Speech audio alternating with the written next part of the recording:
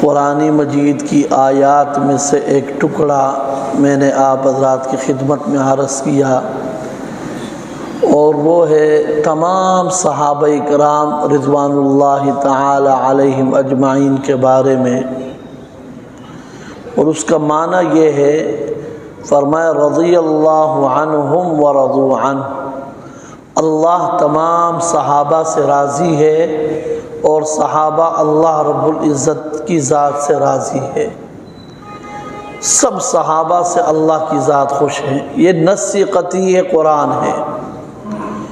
دوسری آیت ہے اولئک هم المؤمنون حقا، میرے نبی کے جتنے بھی صحابہ ہیں نا وہ سارے کے سارے پکے ایماندار ہیں، ان میں سے ایک صحابی بھی ایسا نہیں ہے کہ جس کے ایمان میں کوئی شک کرے۔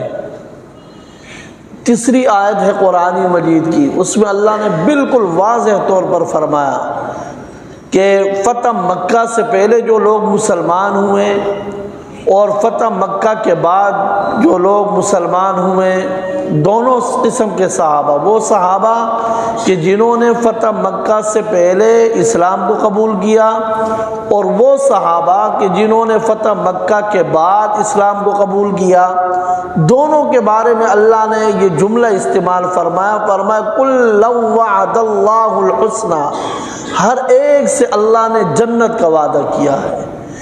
اس آیت سے یہ معلوم ہوا کہ تمام کے تمام صحابہ اکرام جنتی ہے، جتنے بھی صحابہ ہیں وہ سب کے سب جنتی ہے۔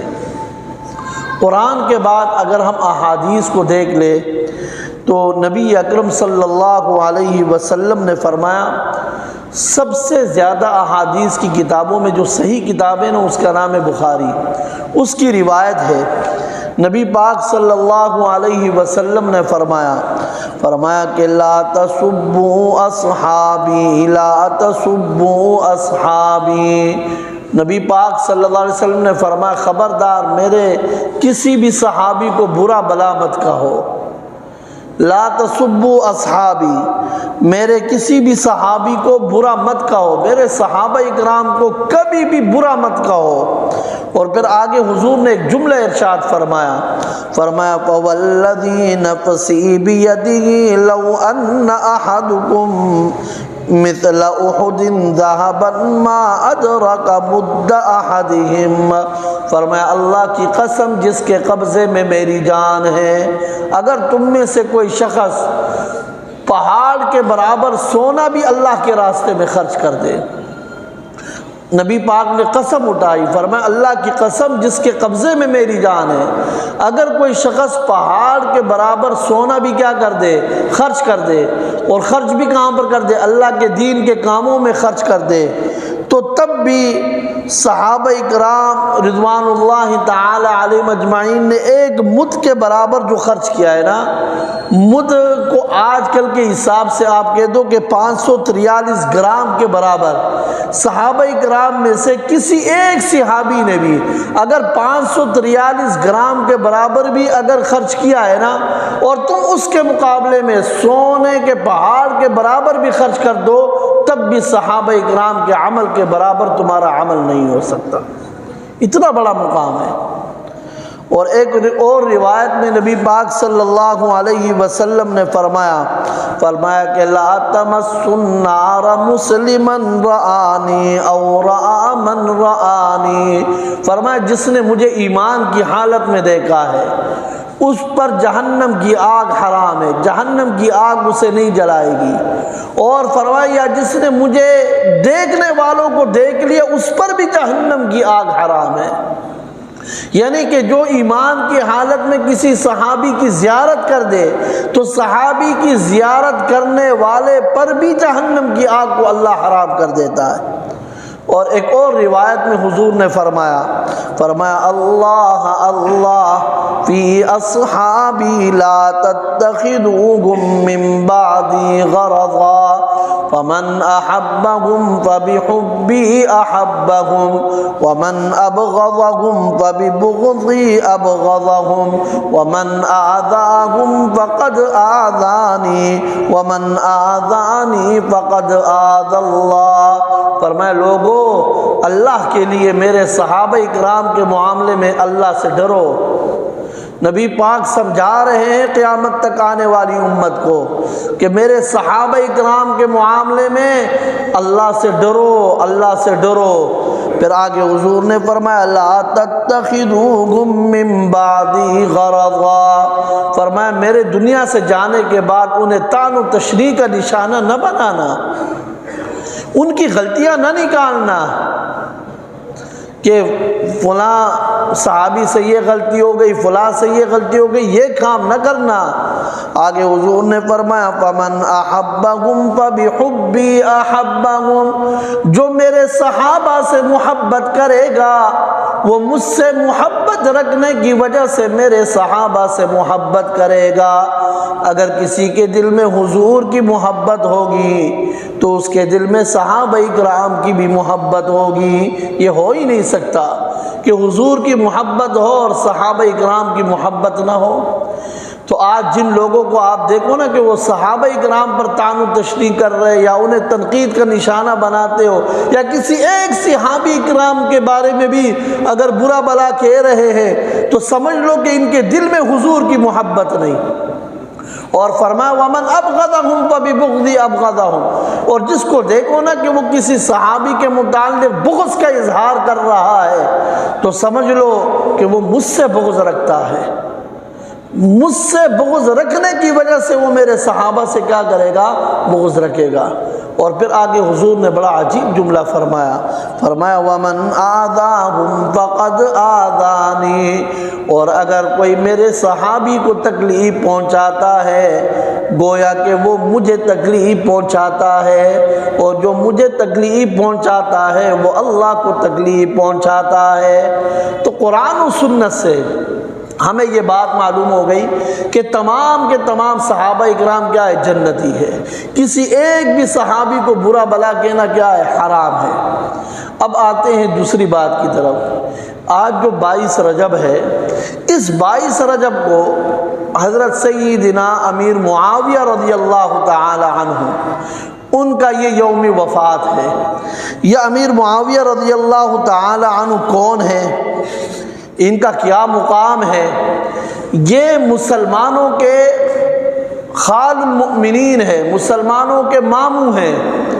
ان کی بہن جناب رسول اللہ صلی اللہ علیہ وسلم کی زوجہ مطہرہ تھی اور میری اور آپ کی اماں ہے، میری اور آپ کی والدہ ہے، والدہ۔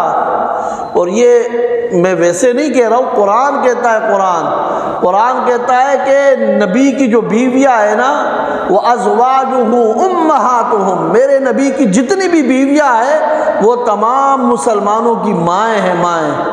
اور قرآن کہتا ہے لا تنکحوا ازواجہ من بعدہ ابدا، میرے دنیا سے جانے کے بعد میرے نبی کے بیویوں سے نکاح بھی نہ کرنا، امت کی مائیں ہیں، ان کا ایک احترام ہے۔ تو یہ امیر معاویہ رضی اللہ تعالی عنہ ان کی جو بہن ہے وہ کیا ہے؟ میری اور آپ کی والدہ ہے، میری اور آپ کی کیا ہے؟ ماں ہے۔ اس اعتبار سے جتنے بھی کلمہ پڑھنے والے مسلمان ہیں نا تو تمام کلمہ پڑھنے والے مسلمانوں کے وہ کیا ہو گئے؟ ماموں بن گئے۔ اور یہ لقب جو انہیں عطا کیا خال المسلمین کا لقب، تمام مورخین نے اور تمام محدثین نے انہیں یہ لقب عطا کیا۔ حضرت امیر معاویہ رضی اللہ تعالی عنہ ان کا کتنا بڑا مقام ہے، اتنا بڑا مقام ہے۔ حضرت عبد الرحمن ابن عمیر رضی اللہ تعالی عنہ سے روایت ہے کہ یہ ترمذی شریف کی روایت ہے، اور یہ ترمذی شریف یہ سیاہ ستہ کی کتابوں میں سے ایک کتاب ہے۔ اس کے اندر یہ روایت ہے نبی پاک صلی اللہ علیہ وسلم نے ان کے لیے دعا مانگی۔ کتنا خوش نصیب ہے وہ شخص کہ جس کے لیے حضور کے ہاتھ اٹھے ہیں دعا مانگنے کے لیے۔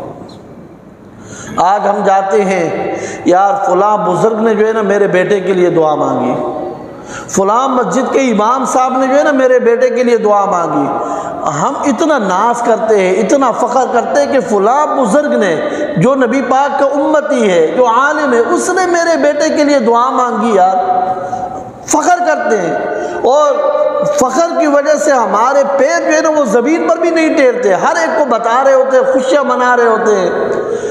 تو اس آدمی کی خوشی کا کیا انداز ہوگا کہ جس کے لیے خود سرکار دو عالم نے دعا مانگی اللہ رب العزت کی ذات سے، اور دعا بھی کیا مانگی؟ فرمایا اللہم اجعلہ ہادیا واہد بہ، اللہم اجعلہ ہادیا واہد بہ، اے اللہ اس امیر معاویہ کو ہدایت یافتہ بنا، اے اللہ اس کو ہدایت یافتہ بنا، یعنی ہدایت ان کے مقدر میں اے اللہ لکھ دے۔ ایمانداری سے بتائیے کہ جس کے لیے حضور ہدایت کی دعا مانگے تو اس کے ہدایت یافتہ ہونے میں ذرہ برابر شک کرنے کی گنجائش ہے؟ پھر بھی اگر آج کا کوئی فرد اس حدیث کو سامنے رکھ کر پھر بھی حضرت امیر معاویہ رضی اللہ تعالی عنہ کی سیرت، ان کی زندگی کے بارے میں شک کرتا ہے، وہ دراصل حضور کے فرمان میں شک کر رہا ہے۔ اور پھر آگے دوسرا جملہ حضور نے فرمایا اللہم اجعلہ ہادیا واہد بہ، اے اللہ امیر معاویہ کو ہدایت یافتہ بنا، اور نمبر 2 واہد بہ، اے اللہ قیامت تک آنے والی امت کو اس کے ذریعے سے ہدایت عطا فرما، صرف ہدایت نہ عطا فرما بلکہ اس کو ہدایت دینے کا ذریعہ بھی بنا۔ اللہ اکبر! یہ دعا کس نے مانگی؟ نبی پاک صلی اللہ علیہ وسلم نے۔ صحابہ اکرام ان کے بارے میں کیا کیا کہا کرتے تھے؟ حضرت عمر رضی اللہ تعالی عنہ اپنے ساتھیوں سے کہا کرتے تھے ایاکم والفرقہ من بعدی، خبردار میرے بعد فرقہ بندی کا شکار نہ ہو جانا، اور اگر تم ہو گئے تو پھر یاد رکھ لو فَاعْلَمُوا، اس بات کو جان لو کہ معاویہ شام کے اندر موجود ہے، وہ تمہیں ایسا نہیں ہونے دے گا۔ یعنی اتنا اعتماد تھا صحابہ اکرام کا حضرت امیر معاویہ رضی اللہ تعالیٰ عنہ کی ذات پر۔ اور حضرت عبداللہ ابن عباس رضی اللہ تعالی عنہ سے کسی نے حضرت امیر معاویہ کے بارے میں کوئی شکایت کی تو حضرت عبداللہ ابن عباس نے فرمایا بھائی اس کو چھوڑ دو، وہ تو حضور انور صلی اللہ علیہ وسلم کے صحابی ہے۔ یہ روایت بھی بخاری کے اندر موجود ہے۔ اور عبداللہ ابن عباس اتنے بڑے عالم، مفسر قرآن، ترجمان القرآن، وہ کیا فرما رہے ہیں کہ بھائی اس کی بات چھوڑ دو، وہ اللہ کے نبی صلی اللہ علیہ وسلم کے صحابی ہے۔ اور صحابہ اکرام کے بارے میں پہلے ہی عرض کر چکا ہوں کہ قرآن کہتا ہے ہر صحابی سے اللہ نے کس کا وعدہ کیا ہے؟ جنت کا وعدہ کیا ہے۔ اگر حضرت امیر معاویہ صحابی ہے تو پھر وہ جنتی ہے، اگر حضرت امیر معاویہ رضی اللہ تعالی عنہ صحابی ہے تو پھر وہ کامل ایمان والا ہے۔ اور حضرت عمر ابن عبدالعزیز رحمہ اللہ بہت بڑے آدمی گزرے ہیں، تو عبداللہ ابن مبارک رحمہ اللہ ان سے کسی نے سوال کیا کہ عمر ابن عبدالعزیز افضل ہے یا حضرت امیر معاویہ رضی اللہ تعالی عنہ افضل ہے؟ تو عبداللہ ابن مبارک نے یہ سوال سن کر اتنے غصے سے کہا، فرمایا کہ وہ مٹی جو نبی اکرم صلی اللہ علیہ وسلم کے ساتھ جہاد کرتے ہوئے حضرت امیر معاویہ رضی اللہ تعالی عنہ کے گھوڑے کے ناک کے سوراخ میں چلی گئی تھی نا، وہ گرد و غبار بھی عمر ابن عبدالعزیز سے افضل ہے۔ تم حضرت امیر معاویہ کی بات کرتے ہو، جس جنگ میں وہ اللہ کے نبی کے ساتھ گئے جہاد میں، اور ان کے گھوڑوں کے ساتھ جو گرد و غبار لگا اور وہ گرد و غبار گھوڑے کے ناک میں بھی چلا گیا، وہ گرد و غبار بھی حضرت امیر معاویہ رضی اللہ تعالی عنہ کا وہ گرد و غبار وہ بھی عمر ابن عبدالعزیز سے افضل ہے۔ تم حضرت امیر معاویہ کی بات کرتے ہو۔ ایک دفعہ ایک صاحب نے عبداللہ ابن مبارک ہی سے حضرت امیر معاویہ کے بارے میں سوال کیا تو آپ نے فرمایا ما اقول فی رجل، ما اقول فی رجل قال رسول اللہ صلی اللہ علیہ وسلم سمع اللہ لمن حمد فقال خلفہ ربنا ولک الحمد. میں اس آدمی کے بارے میں تمہیں کیا بتا دوں نا، کیا بتا دوں تمہیں اس آدمی کے بارے میں کہ جب حضور نماز پڑھاتے تھے اور حضور کہتے تھے سمع اللہ لمن حمدہ، اور وہ حضور کے پیچھے کھڑے ہو کر کہتے تھے ربنا ولک الحمد، اس آدمی کے بارے میں تمہیں کیا بتا دوں؟ اتنا بڑا مقام کہ جو براہ راست حضور کے پیچھے نماز پڑھ رہا ہے، جو براہ راست حضور سے قرآن مجید سن رہا ہے، صرف سن نہیں رہا ہے بلکہ تمام مورخین کا اس پر اتفاق ہے کہ حضرت امیر معاویہ رضی اللہ تعالی عنہ کاتبی وحی بھی تھے، قرآن کو لکھنے والے بھی تھے. ان گزارشات کے بعد اب ایک اور بات کی طرف بھی میں آپ کی توجہ دلانا چاہتا ہوں. یاد رکھنا اہل سنت والجماعت، میں نے آج تک کبھی یہ نام میں یوز نہیں کرتا ہوں، لیکن جتنے بھی ہمارے وہ ہے صحابہ اکرام سے لے کر امام ابو حنیفہ تک، امام ابو حنیفہ سے لے کر آج کے دور تک جتنے بھی اکابر اولیاء اللہ ہے، بزرگان دین ہے، سب کا نقطہ نظر یہ ہے کہ حضرت ابو بکر، حضرت عمر، حضرت عثمان، ان تینوں کو علیحدہ کر لو. باقی جتنے بھی صحابہ ہیں، حضرت ابو بکر، حضرت عمر، حضرت عثمان، ان تینوں کو ذرا علیحدہ کر لو. باقی جتنے بھی صحابہ ہیں، سارے صحابہ مل کر بھی حضرت علی رضی اللہ تعالی عنہ کی شان کا مقابلہ نہیں کر سکتے. حضرت علی کا مقام سب سے کیا ہے؟ اونچا ہے، سب سے کیا ہے؟ بلند و بالا ہے. ابو بکر، عمر، عثمان سے ہٹ کر تمام صحابہ میں سب سے افضل صحابی حضرت ابو بکر ہے. اس کے بعد پھر کون ہے؟ حضرت عمر ہے. اس کے بعد پھر کون ہے؟ حضرت عثمان ہے. اس کے بعد پھر تمام صحابہ میں جو سب سے افضل صحابی ہے وہ حضرت علی رضی اللہ تعالی عنہ ہے. اب ایک اور بات بھی آپ سے عرض کر دوں، یہ جو جنگیں ہوئی ہے صحابہ اکرام کے درمیان،